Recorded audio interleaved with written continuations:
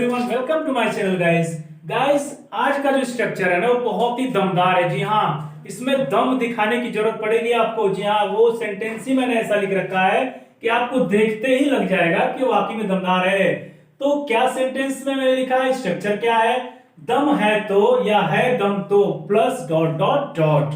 और इसके लिए जो ये वर्ड इस्तेमाल होता है ना, जो पावर का इस्तेमाल करते हैं, तो आप बार बार बोलते हैं कि तुम्हारे पास पावर नहीं है, तुम्हारे पास ये नहीं है, वो नहीं है, इस तरह की बात करते हैं। लेकिन जब दम की बात करते हैं तो दम का मतलब ही होता है पावर।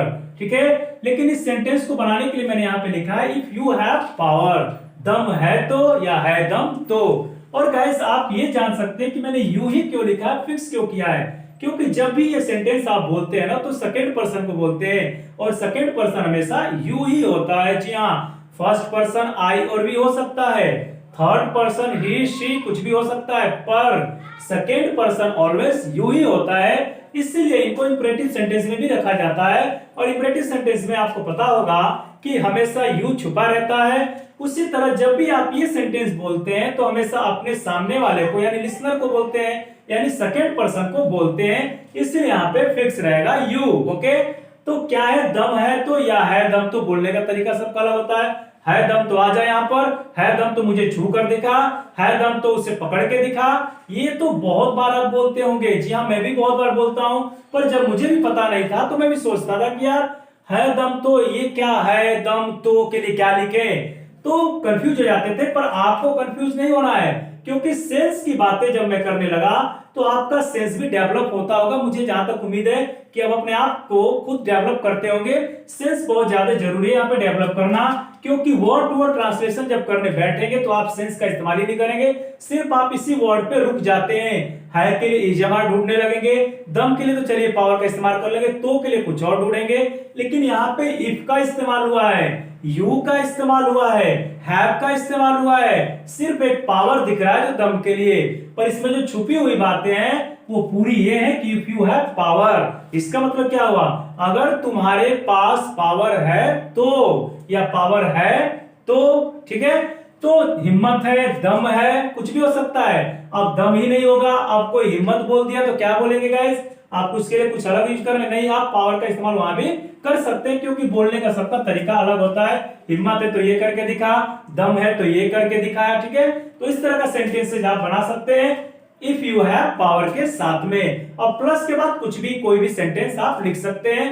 आइए देखते हैं यहाँ पे हम कैसे सेंटेंस को क्रिएट करते हैं। दम है तो मुझे गिरफ्तार कर लो, गिरफ्तार कर लो।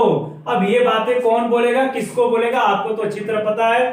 दाऊद इब्राहिम इस बात को बोल सकता है, क्योंकि वही तो बोलेगा दम है तो मुझे गिरफ्तार कर लो, क्योंकि उसे गिरफ्तार तो कर नहीं पाई आज तक पुलिस, तो वो ये बातें बोल सकता है। ठीक है, तो कहीं आप मत पुलिस के सामने जाके बोल दीजिए कि दम है तो मुझे गिरफ्तार करके दिखा, नहीं तो आप दाऊद इब्राहिम तो है नहीं, आपको तुरंत पकड़ेगी और थाने में फिर घसीट लेगी। तो ये बातें तो वही बोल सकते हैं जिनके अंदर वाकई में दम हो और वो दूसरे को चैलेंज भी दे रहे हैं। तो आप कह सकते हैं कि ये चैलेंजेबल वर्ड है। जी हाँ, चैलेंजेबल सेंटेंस हो सकता है जब भी आप इसका इस्तेमाल करते हैं तो आप किसी को चैलेंज ही देते हैं, इतना समझ जाइएगा। तो आइए सेंटेंस को हम देखते हैं। दम है तो मुझे गिरफ्तार कर लो, गिरफ्तार कर लो यानी करो। ठीक है, कर लो, कर लेना, करो, कर लीजिएगा, कुछ भी आप बोलिएगा तो यही होगा। तो इस सेंटेंस को if you have power comma लगाकर हम लास्ट में कर सकते हैं, या आप चाहे तो पहले भी लिख सकते हैं, नो डाउट, पर कोमा का इस्तेमाल करेंगे। गिरफ्तार कर लो मुझे, तो डायरेक्ट आप बोलेंगे अरेस्ट मी। क्या बोलते हैं, अरेस्ट मी, मुझे गिरफ्तार कर लो। ठीक है, लेकिन इससे पहले ये क्या लिखा हुआ है, दम है तो इसके लिए क्या लिखेंगे, if you have power, power. ठीक है, और ये वर्ड तो आप जब शक्तिमान देखे होंगे तो आपको अच्छी तरह पता होगा कौन बोलता था ये वर्ड, याद आया आपको, जयकाल नाम का एक उसमें कैरेक्टर था, वो ये बोलता था पावर, ऐसे करके बोलता था। तो मैंने आपको याद दिला दिया, पुरानी बातें भी थोड़ी सी हम लोग को क्या करनी चाहिए, मेमोरी में लानी चाहिए। तो वहां से पावर आप याद कर सकते हैं। याद करके मैंने जरिया बताया है कि अगर आप भूल जाएं तो ऐसा इस्तेमाल करके आप याद रख सकते हैं ट्रिक की वजह से। Arrest me if you have power, या बोल सकते हैं if you have power arrest me. आप चाहे तो इसको पहले लिख सकते हैं और इसको बाद में लिख सकते हैं, ठीक है। ये तो आपके बोलने के सेंस के ऊपर हो सकता है। Arrest me if you have power, या if you have power arrest me, okay. अब आइए नेक्स्ट सेंटेंस देखते हैं। अब यहाँ पर एक दिखाओ का सेंस मैंने लिखा है। ये मैंने जानबूझकर लिखा कि अगर आप ऐसा करेंगे तो क्या हो सकता है। तो आइए देखते हैं। है दम तो मेरे भाई को छूकर दिखाओ। मान के चलिए कि झगड़ा हो गया आपके भाई से किसी का, अब आप वहां पे मौजूद हो गए हैं। अब आप बोल रहे हैं दूसरे को कि अब दम है तो छूकर दिखाओ मेरे भाई को। तो आप वहां पे गुस्से में उसको चैलेंज दे रहे हैं। तो इसके लिए क्या करेंगे, छूकर दिखाओ। तो अगर आप चाहे तो मैं आपको रियलिटी बता रहा हूं कि आप चाहे तो इसको इस पे भी बना सकते हैं। तो आप ये भी कह सकते हैं है दम तो मेरे भाई को छू लो या छुओ, ये भी बोल सकते हैं। दिखाओ ये आपको बोलने की जरूरत नहीं है। फिर भी अगर कोई आपसे कहता है कि नहीं दिखाओ, मतलब ऐसे उसको दिखाओ करके, तो शो का यूज कर सकते हैं। तो आपको मैं दोनों बना के दिखाऊंगा, आप दोनों को ध्यान से समझिएगा। पहले मैं इससे बना लेता हूं। इस दिखाओ को मैंने ऑप्शन में रखा है, तो क्या होगा, है दम तो मेरे भाई को छू लो या छुओ, ये भी बोल सकते हैं। तो कहेंगे इफ यू हैव पावर, अब इसको मैं पहले लिख रहा हूं, ठीक है। If you have power touch my brother, मेरे भाई को छुओ, छू के दिखाओ, ठीक है। दोनों का सेंस आ सकता है। लेकिन अगर आपको दिखाओ करना ही है, अगर दिखाओ का सेंस लाना ही है, तो मैं और करके यहां पे बना दे रहा हूं, ठीक है, या करके। तो यहां हम लिखेंगे शो मी बाई टचिंग।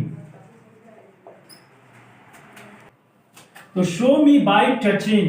अब देखिए थोड़ा सा ये अलग हो रहा है। शो मी मुझे दिखाओ, बाई टचिंग छू कर के या छू कर, ओके। तो बाई के बाद वर्ब में आईएनजी का इस्तेमाल करेंगे हम लोग। जब भी बाई आएगा और वर्ब में आईएनजी का इस्तेमाल करते हैं। और मैं आपको एक बार और बताया हूं कि प्रेपोजिशन जब भी आते हैं बीच में, तो उनके बाद जो भी वर्ब आती है उसमें आईएनजी मोस्टली हम लोग यूज करते हैं। मोस्टली मैंने कहा ज्यादातर, ना कि 100%, ओके। तो यहां पे मैंने लिखा शो मी मुझे दिखाओ, बाय टचिंग छूकर, किसको, my brother. Show me bye touching my brother, मेरे भाई को छूकर दिखाओ मुझे। If you have power, if you have power. समझ में आया गाइस आपको? तो थोड़ा सा इसमें खेल अलग हो चुका है। यहां पे सिंपली मैंने कहा if you have power touch my brother, या touch my brother if you have power. लेकिन आपको बता दूं, अगर आपको स्पोकन करना हो और बोलना हो, तो ये पहले अगर आप इसको बोलते हैं तो कुछ ज्यादा इफेक्टिव लगता है। जैसे आप बोल के देखिए, arrest me if you have power, ठीक है, या if you have power arrest me. आप बोल रहे हैं तो दोनों में देख लीजिए आपको कौन सा अच्छा लग रहा है। दोनों ही सही है। आपके बोलने का अलग लहजा होना चाहिए, तरीका अलग होना चाहिए। और दूसरा मैंने जो बताया आपको, if you have power touch my brother, और दूसरा उसके बाद इसी का और करके, और अथवा में मैंने क्या बताया है, शो मी बाय टचिंग। जब भी आपको वर्ब का इस्तेमाल करना हो दिखाओ के सेंस में, तो आप क्या करेंगे, बाय के बाद टच में आईएनजी इस्तेमाल करेंगे, ओके, यानी वर्ब में आईएनजी का इस्तेमाल करेंगे। तो गाइस ये है दम है तो, दम है तो, या है दम तो, या हिम्मत है तो, या है हिम्मत तो, जो भी आप बोलिए सेंस में एक ही चीज होना चाहिए, एक ही बात को ये इंडिकेट करने चाहिए। तो आप कुछ भी हो, हिंदी आप इंग्लिश यही लिख सकते हैं। ये मेरा दावा है कि कोई भी गलत नहीं कर सकता है, अगर सेंस आपका एक ही कहना चाह रहे हो तो, ठीक है। तो गाइस अब मैं ये आपको कहना चाह रहा हूं कि दम है तो, अब मैं क्या बोलूं आपको, रहने दीजिए, सब्सक्राइब करके दिखाओ तो नहीं बोल सकता हूं। दम है तो मुझसे इंग्लिश ना सीख करके दिखाओ, ठीक है।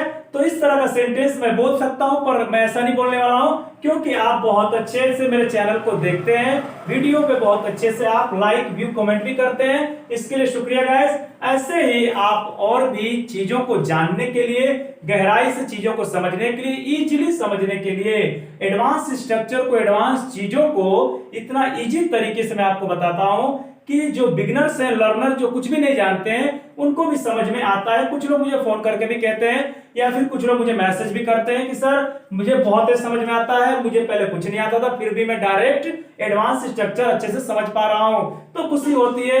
कोई बात नहीं गाइस, आप ऐसे ही मेहनत करते रहिए, मैं भी आपके साथ मेहनत कर रहा हूं। कोई भी यहाँ परफेक्ट नहीं है, आप भी सीख रहे हैं, मैं भी सीख रहा हूं। अगर कोई ऐसा कहता है कि मैं आपको सिखा रहा हूं, मैं सब कुछ सीख चुका हूं, तो फिर आप समझ लीजिए कि वो इंसान झूठा है, वो टीचर झूठा है। क्योंकि कभी भी कोई टीचर 100% नहीं हो सकता श्योर कि वो सब कुछ सीख चुका है, परफेक्ट है। ओके, तो आइए ऐसे एडवांस स्ट्रक्चर के लिए बने रहिए मेरे वीडियो पे और देखते रहिए मेरे वीडियो को, शेयर जरूर करते रहिएगा, क्योंकि खुद तक मत रखिएगा, अपने दोस्तों को भी इसके बारे में नॉलेज होने दीजिए। Thanks for watching my video. मिलते हैं नेक्स्ट वीडियो में। God bless you, till then take care.